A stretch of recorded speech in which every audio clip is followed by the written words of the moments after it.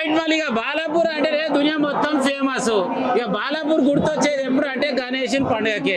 కానీ ఇలా బాలాపూర్ మొత్తం దునియాకు మొత్తం గుర్తు చేసేటట్టు చేసింది ఎవరు అంటే మొన్ననే మహేశ్వరం నుంచి ఎలక్షన్ పోటీ చేసి మరి ఆయన పని లేదో ఏమో గురిశెలకు పోయి కాదు ఏం చేస్తుర్రు, ఉల్లిగడ్డలు అమ్ముతురా ఆలుగడ్డలు అమ్ముతురా అలా నడుచుకొని దునియాకు మొత్తం గీళ్ళు వచ్చిరు అని చెప్పాడు. మరి వీడికి ఈ మీటింగ్ కి మన పెద్ద మనిషి వచ్చిండు, మన ఎంపీ సాబు మన విశేషాలు నడుచుకుంటా అన్న. నమస్తేనే. ఎట్లున్నావే అన్న? మంచిగా నిన్ను చూడంగా నాకు మస్తు ఖుషి అనిపించింది. మరి ఇలా బాలాపూర్ లో ఇంత పెద్ద సభ పెట్టిర్రు. ఈ సభ కారణం ఏందంటే ఇక నీ చేతుల్లోనే ఉంది మొత్తము. మరి ఇంతకు ఏం చేద్దామంటావు, ఎట్లా చేద్దామంటావు? మరి అగో ఎక్కడెక్కడ వాళ్ళు వచ్చిందంట, వాళ్ళు పేరు తెలియదు, వాడి భాష కూడా తెలియదు, తెలుగులు మాట్లాడడం అర్థం కాదు, కనీసం ఉర్దూలు మాట్లాడడం అర్థం కాదు, హిందీ అర్థం కాదు, బెంగాలీ మాట్లాడతాడంట. అరే వీడు బెంగాలీ ఎక్కడ ఎందుకు వచ్చినా అంటే అవును మాకు పంపించిండ్రు, మేము బర్మా నుంచి వచ్చిందంట, మేము ఇక్కడనే ఉన్నాము. ఎక్కడ ఉన్నట్ట అక్కడ ఉన్నట్ట, బాలాపూర్ క్యాంప్ పెట్టిందంట. అరే నీ క్యాంప్ ఎవరు ఇచ్చిన అంటే మీ ప్రభుత్వం ఇచ్చింది. అరే బయట వాళ్ళకి మాకే జాగలేక మీకెందుకు ప్రభుత్వం? తిండి ఎక్కడ వస్తుందంటే మీ ప్రభుత్వం వస్తుంది అంటున్నారు. తిండి మీ ప్రభుత్వం వస్తుంది, జాగం ఇది, మీరు ఎక్కడ వాళ్ళు అంటే మేము బంగ్లాదేశ్ తుర్కోలం అంటున్నట. అరే బంగ్లాదేశ్ తుర్కోలంటే ఇక్కడ ఎందుకు వచ్చిండ్రా? మీరే అంటుంది కదా తుర్కోలం మా ప్రభుత్వం మంచి చూపెడతలేదని. మళ్ళీ మీరు బంగ్లాదేశ్ కొని పాకిస్తాన్ కొని మా దగ్గరికి ఎందుకు వచ్చిందంటే మీ దగ్గరనే హాయి ఉన్నది, తిండి పెడుతున్నారు, ఇండ్లు ఇస్తున్నారు, బట్టలు ఇస్తున్నారు, అన్ని వస్తున్నాయి. అరే అంటే నేను ఎక్కడ ఉన్నా ఇక్కడ నేనేమంటున్నా అంటే ఒక కొత్త మనిషి ఊర్లోకి వస్తేనే మనిషి అడుగుతారు నేను ఏ ఊరే ఎందుకు వచ్చినావు అని.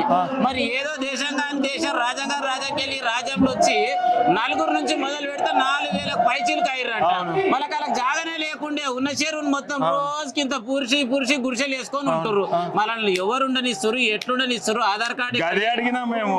అంటే మీ ప్రభుత్వం ఇచ్చింది, మీ ప్రభుత్వం ఇచ్చిందా నేను వాళ్ళకి మా ప్రభుత్వం మనోళ్ళు ఇంపార్టెంటా బయట వాళ్ళ? అంటే ఒక ఎంపీ సాబుని ఇప్పుడు ఏం చేద్దాం అనుకుంటున్నావు ఫైనల్ గా దీనికి? నేను ఏం చేద్దాం అనుకున్నా అంటే మన దేశం నుంచి అంటే అమెరికాకు పోయిందంట, వాళ్ళకి పాస్పోర్ట్ ఉందంట, వీసాలు ఉందంట. ఆ వీసా సమయం అయిపోయిందని వాడు ట్రంప్ ఉన్నాడు గారు పిచ్చోడు, వాడు మన చదువుకున్న స్టూడెంట్స్ కు హత్కడీలు వేసి ప్లేన్లో పంపించిండు. పాస్పోర్ట్ ఉన్నాయి, వీసాలు ఉన్నాయి, వేరే దేశాలు కూడా. బయట వాళ్ళు ఇంకెవడన్నా వస్తే అక్కడ బోన్లు వేసి బొక్కలు వేస్తారు. మనోళ్ళేమో జాగి ఇచ్చిండ్రు, 6 కేజీలు బియ్యం ఇచ్చిండ్రు, కొందరికి ఆధార్ కార్డు కూడా ఉందట, ఇక 2 ఓటర్ ఐడి కూడా ఉందట. అయితే వీళ్ళే బద్మాషులు ఎవరో ఇక్కడ మనోళ్ళే. వీళ్ళకి వస్తే మనకు ఓట్లు వస్తాయని 30,000 మందిని తీసుకొచ్చి ఇక్కడ పెట్టుకున్నట్టు. అంతే ఉన్నట్టున్నది. అయితే నేను అనుకున్నా అరే ఓట్లు ఎంత మందికి ఇస్తారు, ఆ 30,000 మంది ముగ్గురికి ఇస్తుండొచ్చు. వాడు దొంగగా అప్లై చేసి ఆధార్ కార్డు ఓటర్ ఐడి చూడబోతే ఏమైంది, ఇక్కడ ఆ ఇద్దరు పార్టీలు, పాతోడు వచ్చిండు వాడింతే సలాం కొట్టేటోడు, కొత్త కాంగ్రెస్ పార్టీ కూడా వాళ్ళకి సలాం కొట్టే పార్టీ. ఏస్టోళ్ళు 3,000 మందికి అయితే ఓటర్ ఐడీలు ఉన్నాయి, తక్కిన 27 మందిలో ఏం చేస్తారు? వాళ్ళకు 2 కాళ్ళు 2 చేతులు 5 ఉంగ్లీలు ఉన్నాయి కదా, ఏళ్ళు ఉంది కదా, నీ ఓటు నా ఓటు కూడా ఇస్తారు.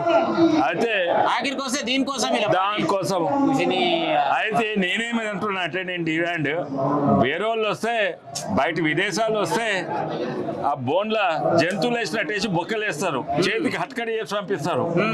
పాస్పోర్ట్లు వీసాలు ఉన్నా కూడా ఇక్కడ వీనికి పాస్పోర్ట్ లేదు, వీసా లేదు, కానీ మన ఆధార్ కార్డు ఉన్నది. ఆ బంగ్లాదేశ్ పాస్పోర్ట్ లేదు, ఆ బర్మా పాస్పోర్ట్, మన ఆధార్ కార్డు ఉన్నది. మొట్టమొదలు ఇక మనం కొంచెము మానవత్వం ఉన్నోళ్ళు కదా, మరీ బోన్లు వేసి బొక్కలు ఇవ్వద్దు. కనీసం ఆ బిడ్డలకు తీసి ఈడ అచ్చు పెడతారు కదా, ఆ పర్మనెంట్ అచ్చు పెట్టేసాలి. పర్మనెంట్ పెట్టేసి మళ్ళీ ఓటేయరు వాళ్ళు.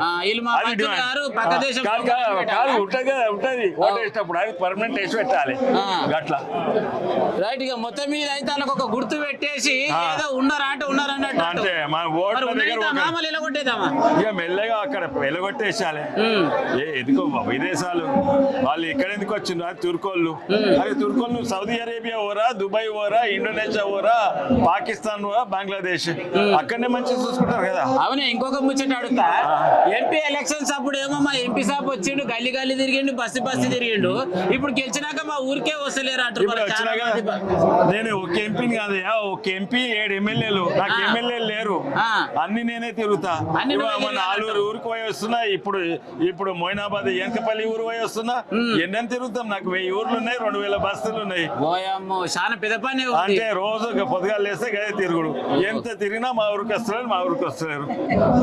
రైట్. మళ్ళీ ముచ్చట అయితే జబర్దస్త్ చెప్పాడు. నాకున్నాయి చాలా ఊర్లు ఉన్నాయి, ఒక్కటి లేవు. ఇక తిరిగి నా పని అయితే నేను చేస్తున్నా. ఏదేమైనా కూడా గిలా నిలగొట్టేదాకా ఊకునే లేదని చెప్పేసి 2 ముచ్చట్లు చెప్పిండు ఇక.